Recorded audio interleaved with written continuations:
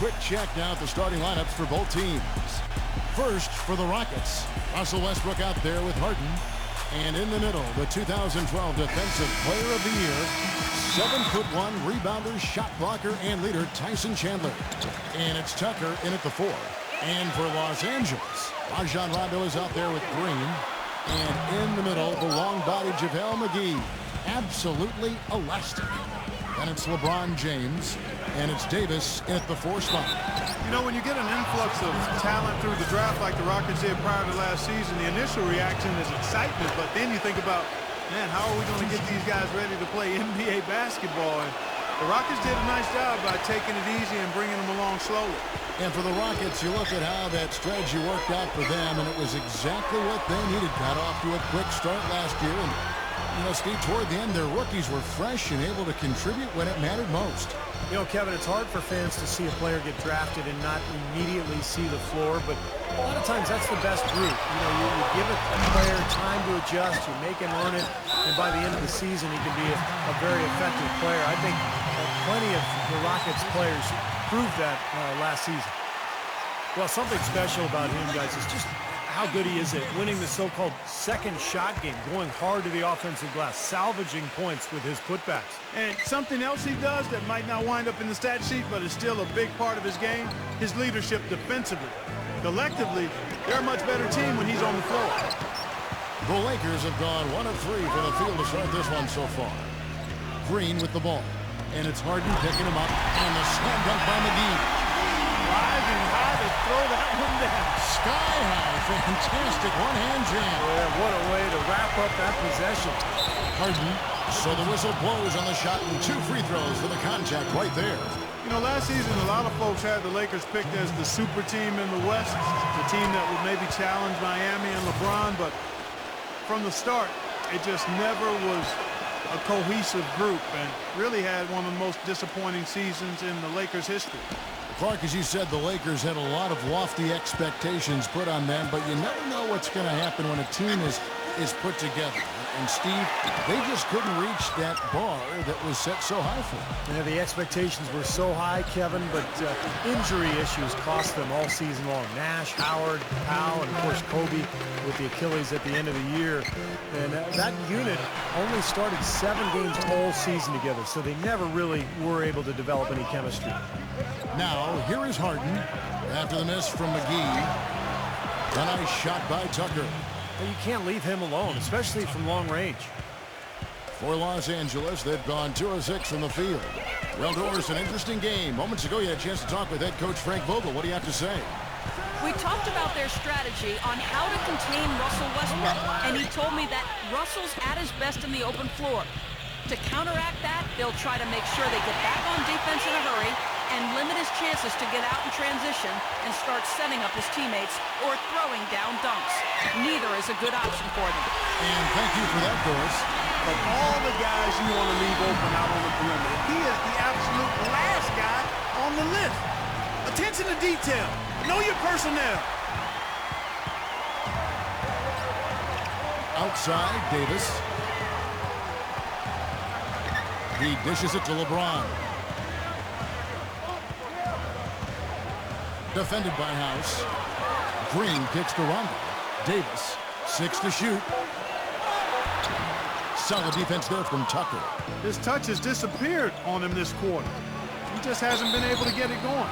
Everybody knows how brutal the Western Conference can be, and part of the reason the Lakers were able to make it to the playoffs is because they were above 500 in the West, which is pretty impressive. Well, going back to the Lakers in the West, they would end with a 28-24 records to give against the rest of the conference. That record falling right in line where they finished in relation to the rest of the West.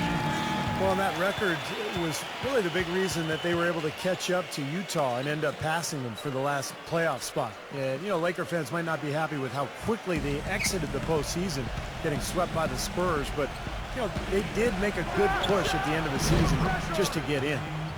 Now, they're not showing too much respect for him defensively, are they? LeBron against Gordon. LeBron dishes to Rondo. Outside Rondo. Davis. incredible timing on the alley-oop. He absolutely hammered it down. And that's the play we're going to remember when this game is all said and done.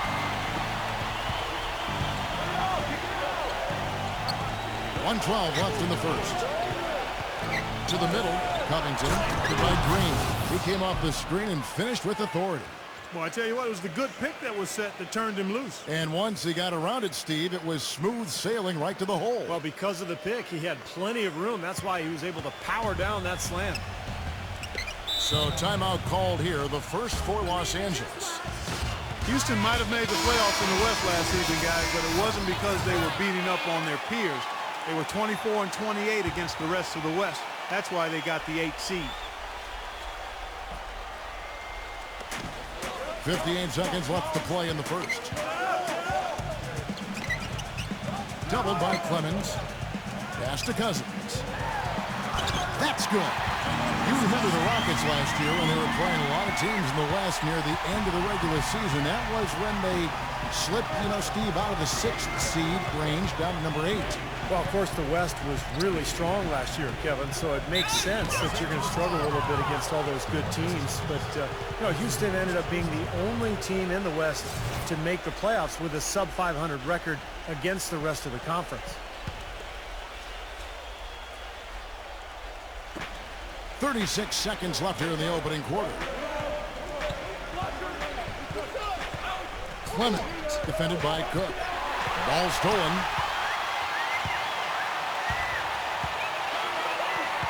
There's 21 seconds left here in the first quarter.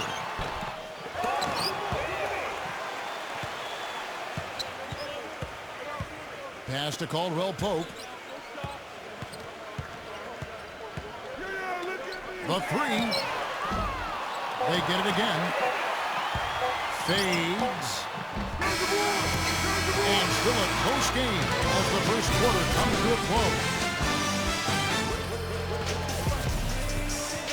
And we welcome you back to more NBA action. Players looking hydrated and plenty of Gatorade to help them get their job done tonight. And taking a look at Los Angeles' performance here, Clark and Steve, what have they been doing or not doing?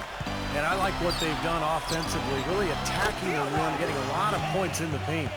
And, guys, they've been the aggressor early. I mean, attacking the hoop and getting into the paint, that can make the game really easy for you. And the Lakers with possession here. Following the three from Austin Rivers. Lets it fly. Tries to save it. No luck. And it's Houston the other way.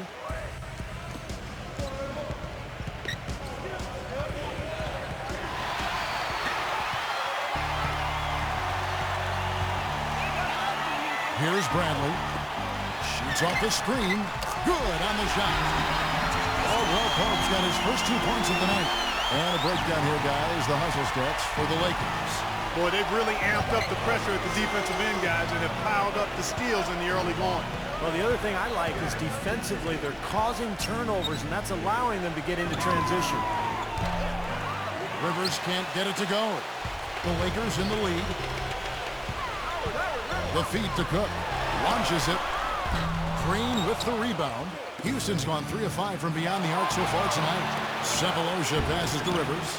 Finished off the break. Rivers has got 5 now. And the lead goes right back over. This is a seesaw affair. The game's there for the taking, but neither team seems to want it. And it's good. That's something we didn't see at all from him in the first half when he had a goose egg from three-point land. Houston making a switch. And now approaching 2 minutes of action here in the second quarter. Houston found their way back into the playoffs last season, but really it wasn't because they were a tough team on the road. They only had 16 wins away from Houston last season. Now here's Green.